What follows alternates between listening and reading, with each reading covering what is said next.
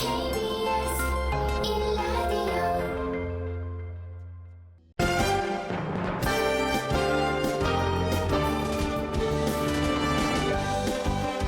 KBS 1라디오 신성원의 오늘 세계는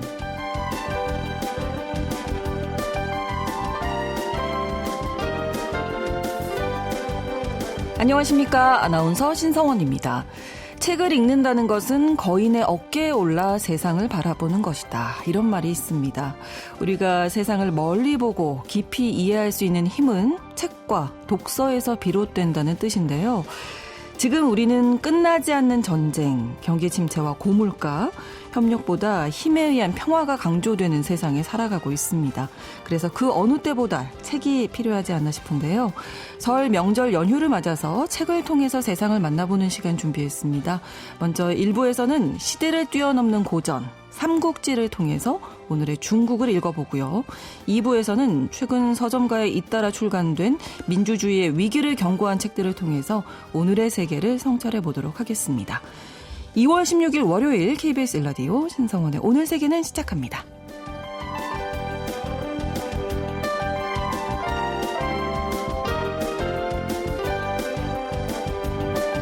설 명절 연휴를 맞아서 특별한 주제로 오늘의 세계를 돌아보는 시간 마련했습니다. 평소 헤드라인 뉴스와 키워드를 통해서 세계 곳곳의 소식 전해주는 분이시죠. 전주현 외신캐스터와 함께하겠습니다. 어서 오십시오. 네, 안녕하세요. 네, 오늘 위초고 삼국지로 본 오늘의 중국에 대한 이야기 준비하셨는데 네. 설 명절 2026년입니다. 네네.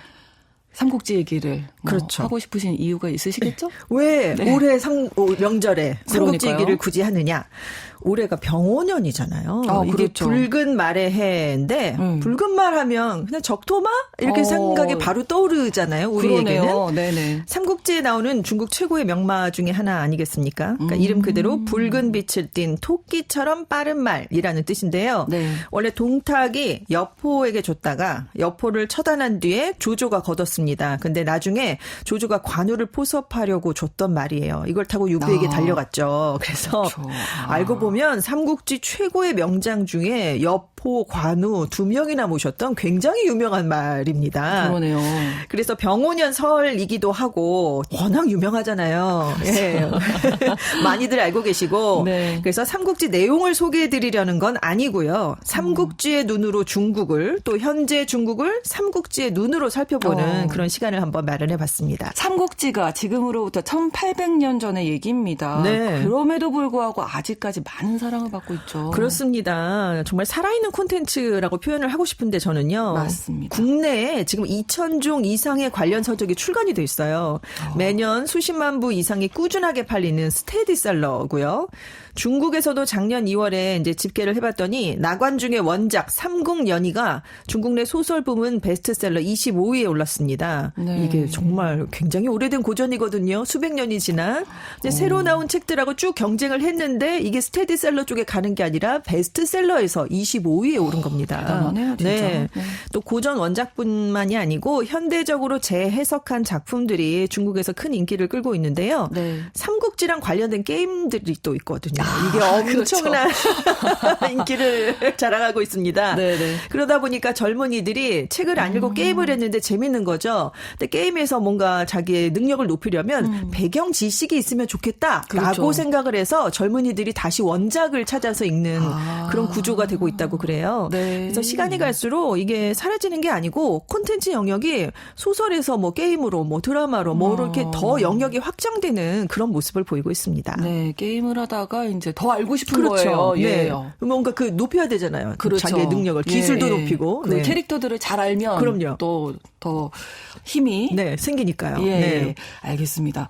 위초고 삼국이 지금 시간이 많이 흘렀는데 어떤 모습으로 변해 있을까도 생각을 해보면 좋을 네. 것 같습니다. 현대 중국에서도 이 지역이 뭐 경제적으로 정치적으로 요충지인 거죠. 그렇습니다. 먼저 삼국시대 당시에 위, 초, 오의 세력을 다 총합을 해서 10이라고 우리가 가정을 해봤을 때 네. 역사학자들의 통계 또 삼국지 기록을 바탕으로 비중을 좀 나눠보면요. 네. 위, 초, 오 비율이 각각 6대 1대 3 또는 7대 1대 2 이렇게 보는 게 일반적입니다. 있습니다. 위나라가. 네, 위나라가 아무래도. 가장 강력하죠. 예. 그것도 압도적으로 강력한 그런 상황인데요. 네. 조조 때부터 사실상 위가 시작이 됐는데 황하 유역에 있는 넓은 평야지대를 기반으로 했어요. 그래서 인구랑 물자가 가장 풍부했던 북중국 전체 지역을 아울렀습니다.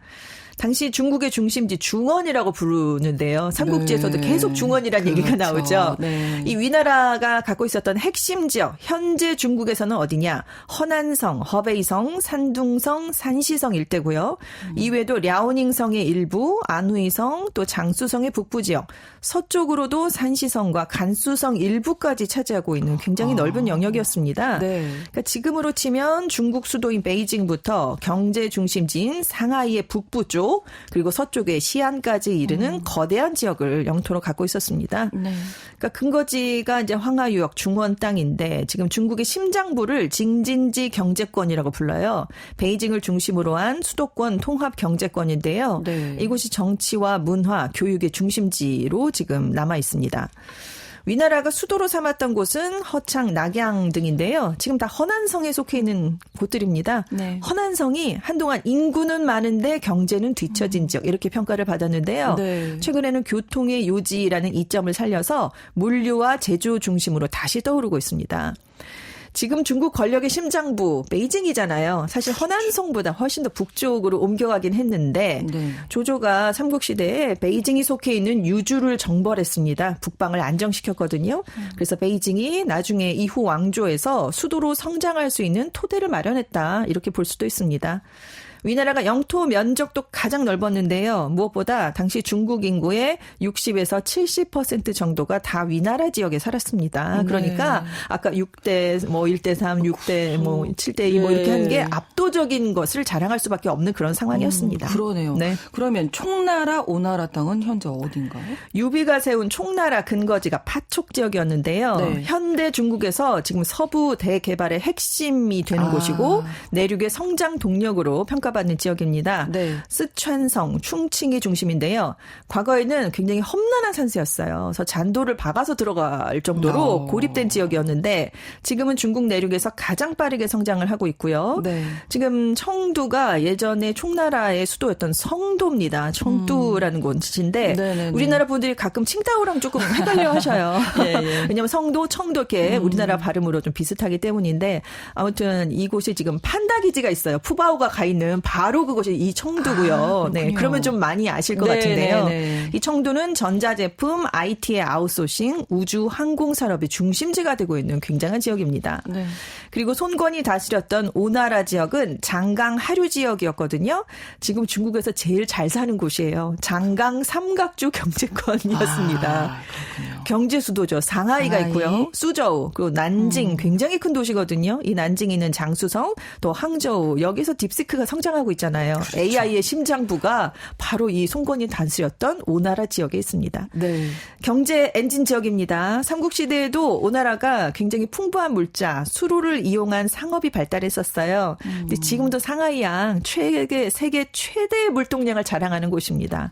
또 알리바바 같은 거대 민간 기업들이 여기서 다 탄생을 했죠. 네. 그래서 어떤 평가가 나오냐면 삼국지에서 손권이 좀 실리를 챙겼는데 네. 지금 중국에서 가장 자본주의적이고 개방적인 지역이 됐으니까 어울린다.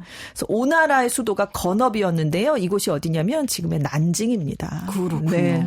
자, 삼국이 아주 치열하게 경쟁을 벌였던 대표적인 지역이 형주인데 네. 여기는 지금 어딘가요? 오나라가 건업으로 수도를 옮기기 전에 있었던 곳이 무창이라는 곳이에요. 근데 네. 지금 이 무창이 형주에 속해 있었습니다. 아. 지금은 여러분들 다 들으시면 아실 만한 도시 네. 우한 일대입니다. 코로나. 네, 중국 내륙 교통의 허브죠. 이게 예. 9성으로 통하는 길목 이렇게 불리는 그렇군요. 별명이 있어요. 네, 네. 내륙 물류의 심장 역할 그리고 잘 보시면 중국 국토의 정중앙 쪽에 있습니다. 철도랑 고속도로가 사방팔방으로 뻗어나가는 지역이 바로 여기예요. 네. 그래서 코로나 말씀하신 것처럼 대규모 신년 행사에 참가했다가 춘절 때 사람들이 이 교통망을 타고 전국 각지 고향으로 갔거든요. 아, 그래서 더 빠르게 확산이 됐겠네요. 네. 그래서 저도 우한 그래서 형주가 그렇게 사람들이 갖고 싶어 했구나. 저도 좀 깨닫는 그런 계기가 됐는데요. 네. 아무튼 그러다 보니까 삼국이 정말 치열하게 쟁탈전을 벌였던 지역입니다. 네. 자, 위초고 이 삼국을 이끌었던 인물에 대한 평가도 뭐 많이 달라졌다고요? 그렇습니다. 여전히 현재도 많은 사랑을 받고 있어요. 삼국지 인물들은요. 네네. 다만 인기도에 조금 변화가 좀 생기곤 있습니다. 네. 전통적인 관념 외에 최근에 아까 말씀드린 것처럼 게임 또 미디어가 사람들의 인식에 정말 영향을 많이 끼치고 있거든요. 네. 자, 현재 시점 기준으로 중국인들에게 사랑을 가장 많이 받고 있는 삼국지 인물. 예나 지금이나 다름없이 제갈량이라고 합니다. 네네네. 지혜의 화신이자 완벽한 신화의 상징. 그래서 추모, 숭배의 대상이 되고 있는데요. 네. 2위는 관우입니다. 관우요. 중국 전역에 관제묘가 있어요. 신격화가 됐죠. 의리, 충성, 그리고 무엇보다 재물을 불러온다. 참, 우리가 삼국지를 보면 무장인데.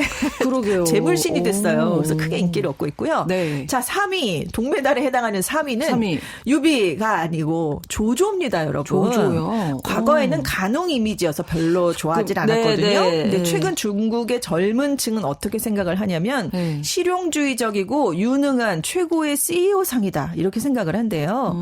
그래서 인기가 좀 급부상하고 있는데 난세의 영웅이고 천재 그렇죠. 군사 전략가인 동시에 시와 문학에도 능했던 다재다능한 리더다. 능력주의를 중시한 혁신가다. 그래서 우리가 인재를 그 얘기할 때 육각형 이렇게 표현을 하잖아요. 네네. 이 조조가 바로 그런 인재다 이렇게 생각을 한다고 합니다. 그렇군요.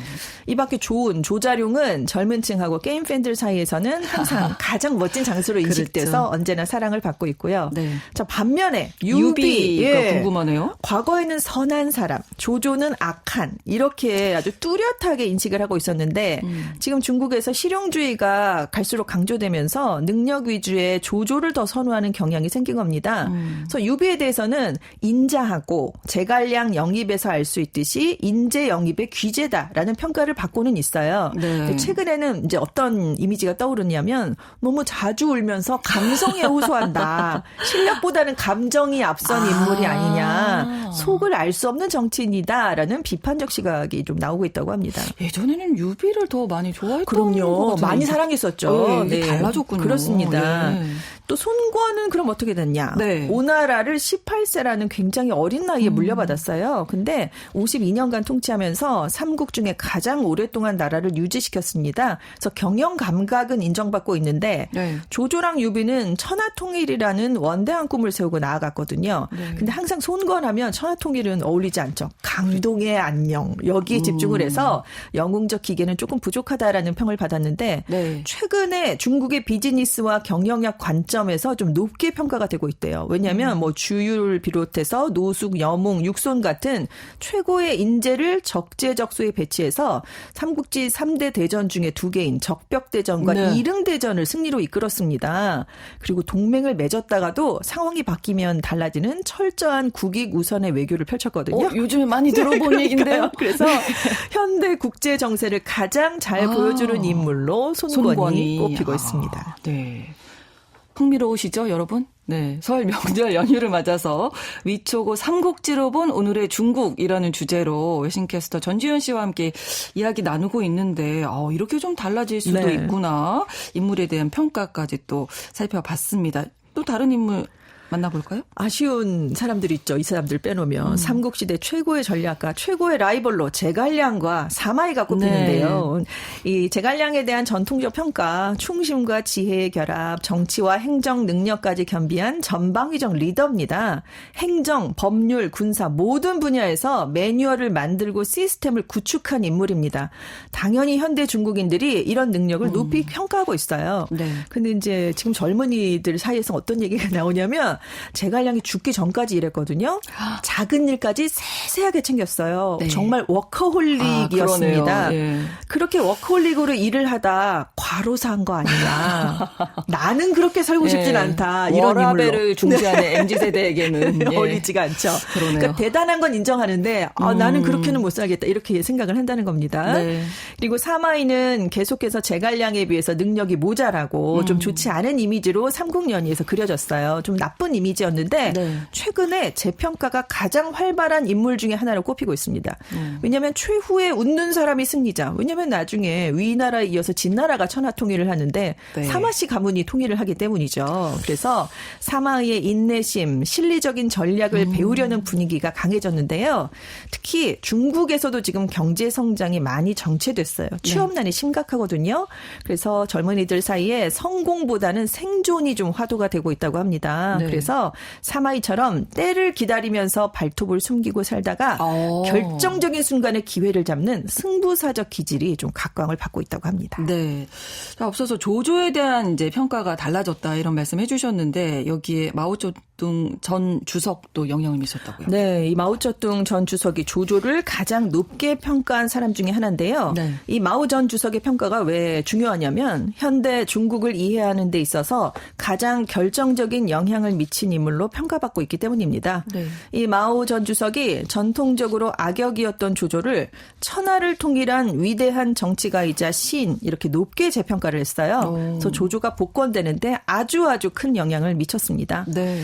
마오 전 주석은 조조가 펼쳤던 능력 위주의 인재 등용, 또 화북 지역 통일로 경제를 안정시켰다는 점, 또 문물을 겸비한 지식인 모델 이래서 높게 평가를 했는데 네. 자기랑 좀 닮은 점이 있다라고 느꼈나 봐요. 자기도 굉장히 오래 이어졌던 국공 내전을 끝내지 않았습니까? 그렇죠. 그리고 시를 쓰는 문인이었습니다. 마오 전 주석이요.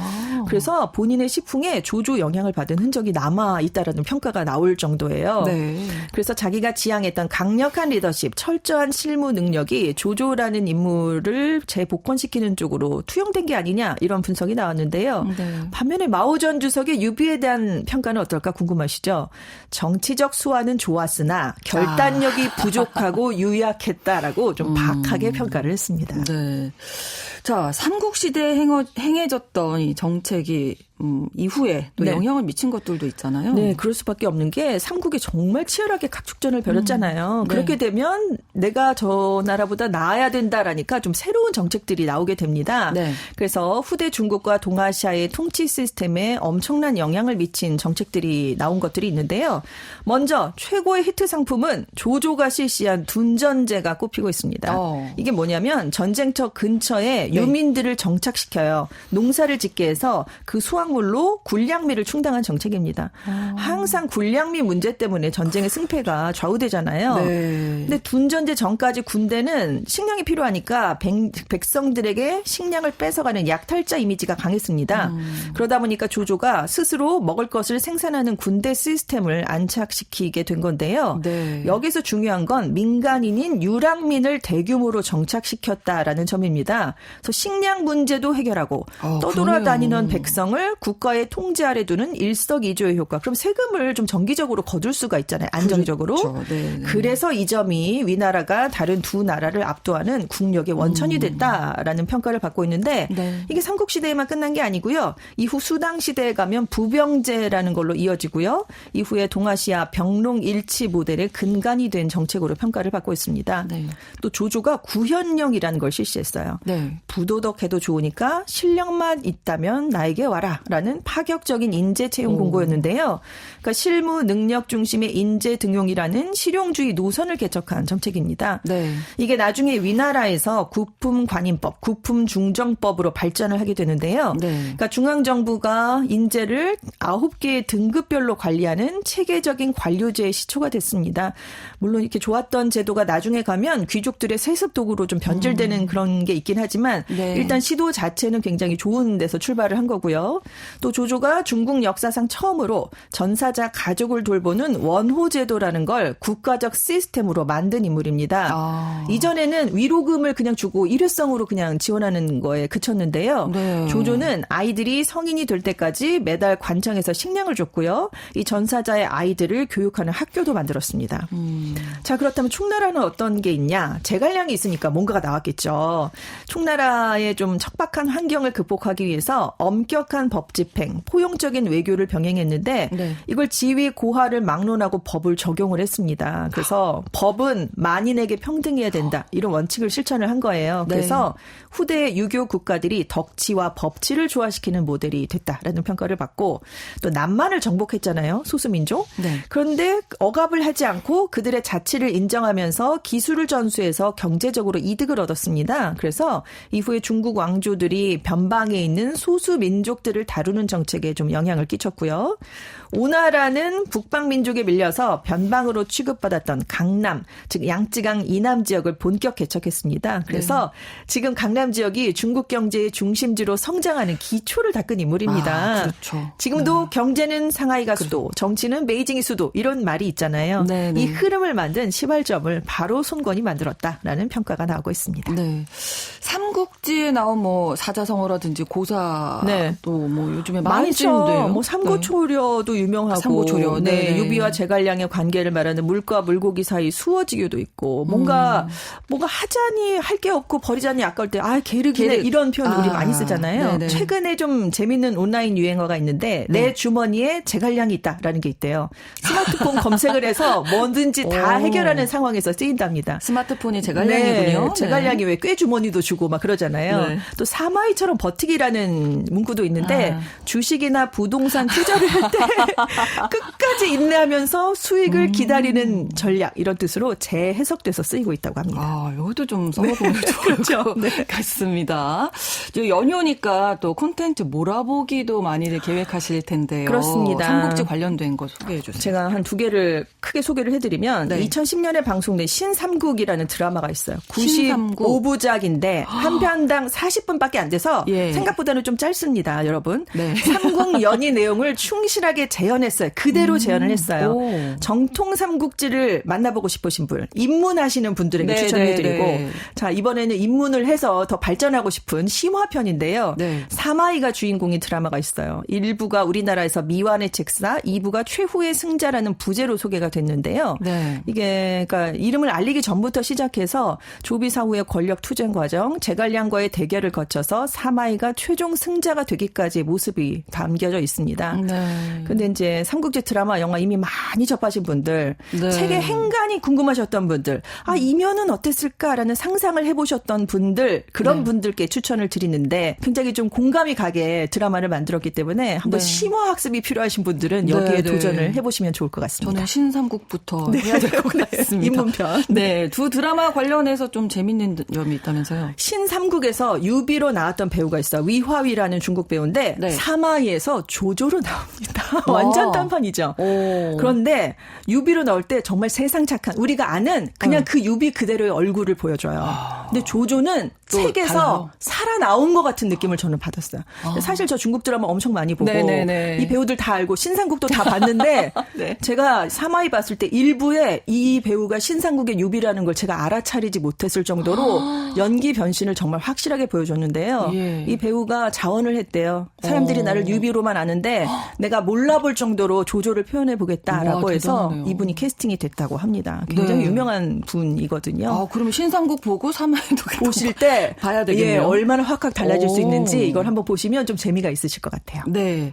자, 오늘 위초고 삼국지로 본 오늘의 중국 주제로 이야기 나눠봤는데 우리가 여기에서 좀 생각해 봐야 할 점이 있다면요. 그러니까 오늘 위초고 삼국의 당시 세력 분포가 현재는 어떻게 달라졌는지 예전에 인물에 대한 평가가 지금은 또 어떻게 달라졌는지 이런 것들을 좀 살펴봤잖아요. 네. 근데 이제 잘 보면 삼국시대만 해도 위가 절대적으로 강했습니다. 그렇죠. 근데 지금 중국의 경제 지도를 삼국지 판세에 좀 접목을 시켜보면 위나라보다는 오나라와 총나라 쪽에 중국 발전에 방점이 좀 찍혀 있는 모습이에요. 더 그러게요. 각광을 받고 있고. 네. 근데 과연 반면에 인물평가는 유비가 칭송을 받고 조조가 폄하됐다가 지금은 조조가 떠오르고 유비에 대한 평가는 조금 박해진 측면이 있습니다. 그래서 역사의 수레바퀴는 결국 한 곳에 머물지 않는구나라는 걸 좀 느끼게 됐어요. 그러니까 땅에 대한 평가, 인물에 대한 평가가 정확하게 정확하게 X자로 교차한 셈이거든요. 그래서 세상은 돌고 도는구나 맞아요. 라는 걸 느끼게 네, 됐어요. 네, 네. 그래서 오늘 제가 설을 맞아서 드리고 싶은 말씀은 지금 힘드신 분들 좌절하지 마시고 또 잘 나가신다고 우쭐해야 할 것도 없다. 그럼요. 네. 이런 교훈을 삼국지가 오늘날 우리에게 주는 건 아닐까 이런 생각을 하면서 병오년 한 해 여러분들 이런 마음으로 한번 시작을 해보시면 어떨까 네. 그런 생각이 들었습니다. 설날의 기점으로 네. 뭔가 좀 다시 시작하는 네네. 그런 마음을 좀 품게 되는 것 같습니다. 위초고 삼국지로 본 오늘의 중국 외신캐스터 전주현 씨와 함께했습니다. 고맙습니다. 네, 감사합니다. KBS 라디오 신성원의 오늘 세계는 1부 마무리하겠습니다. 11시 30분부터 일부 지역에서는 해당 지역 방송 보내드립니다.